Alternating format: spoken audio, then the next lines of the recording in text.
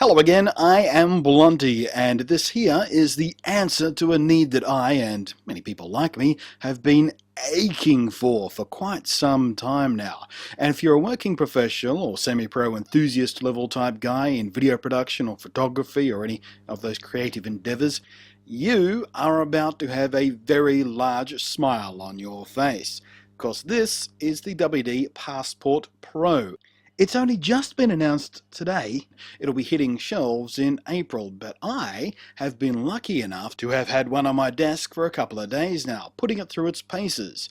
And, well, in short, I'm impressed. Damn impressed, actually. I'm talking wide-eyed, eyebrows up kind of impressed. So what's so special about this, which is, after all, at the most basic level, just an external hard drive? Well, it's the world's first dual-drive RAID array Thunderbolt-powered portable drive. So let's break that down real quick. Firstly, it's a completely Thunderbolt-powered device. So aside from getting the super quick data transfer benefits of Thunderbolt, which, if you've not experienced it yet, is awesome, but WD's engineers have also managed to work some mystical magic and get the whole dual disk array thing running off just the Thunderbolt power alone. There's no need for an external power supply. And I'm told this was quite tricky, and as I mentioned, it's a world's first. There's two individual disk drives in the aluminium frame, and you can choose to use them as two individually addressed drives if you like, but it comes out of the box in a striped RAID 0 format, which, if you're not familiar with that jargon, just means that the two disks work as one in the fastest, most efficient way possible to maximize your data transfer speeds. But if you're a bit more paranoid about your data security, you can also very easily, by the way, switch it over to a redundant RAID 1 setup. So each drive then carries its own copy of your data completely separately. This halves your available space but doubles your security and giving you a very reliable failsafe. This one here I've got on my desk is the 4 terabyte option, but there's also a 2 terabyte option, which is about half as thick if physical size is more important to you than capacity size. The Thunderbolt cable is integrated, so you're never going to forget it or lose it while working in the field or traveling, and it wraps very tightly into a little groove around the outside, and the plug snaps into the back of the socket thing here itself, so the whole thing is compact and tangle-free in your bag. Now on the box it says the maximum transfer rate you'll hit in either direction is 233 megabytes per second, and in my testing on my little MacBook Air I did indeed get very close to that.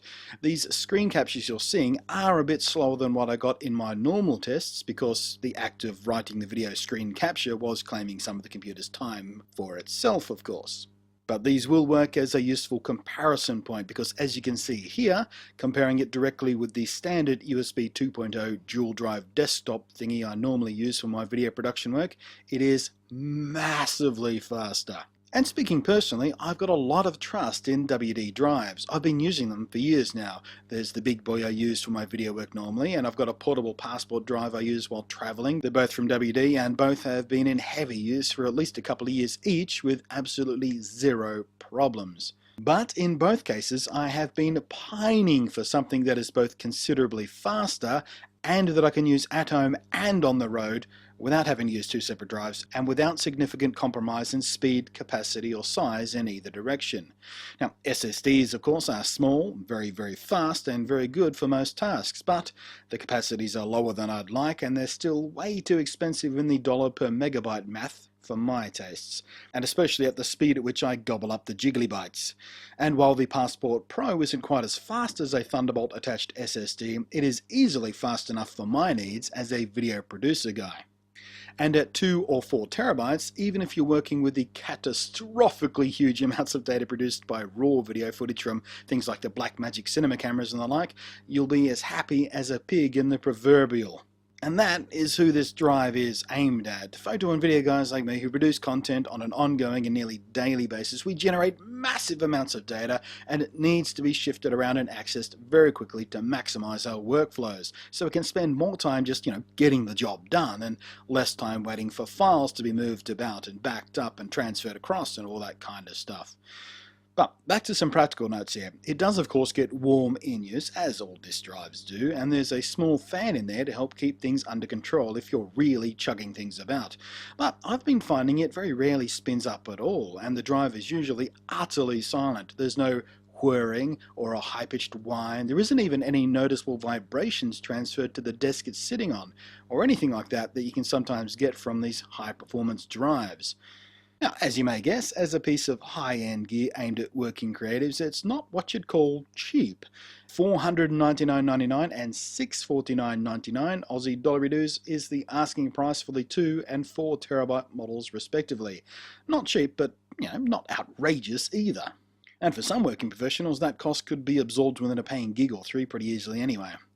And it's not too hard to justify the cost when you start comparing it to the other options out there, including the nippy but far smaller capacity SSD drives or the wonderful but hulking desktop RAID rigs. I think it's damn good value. It's far cheaper than SSD and you get massively more storage, and compared to the existing desktop rigs, it's way more practical to carry with you around on set or in the field or while just traveling generally. It's not only smaller and lighter, but you never have to worry about power supplies and extra cables and all that kind of rigmarole. It's a wonderfully elegant solution actually, and I'm pretty damn excited about it.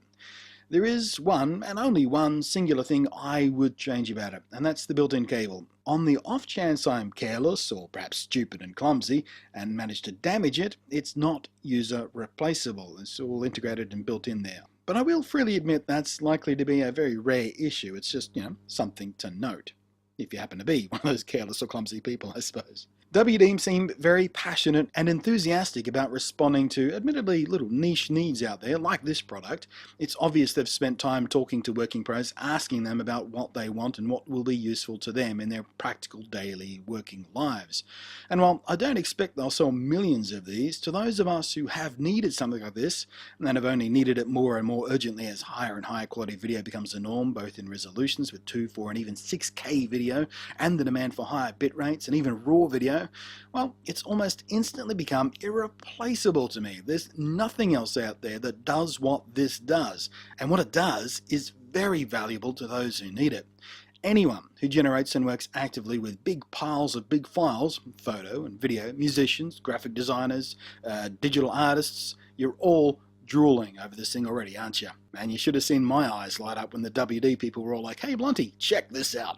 I dug it. I dug it big time. It is, in a word, superb. Thanks for watching. I am a very happy Blunty, and I will catch you next time.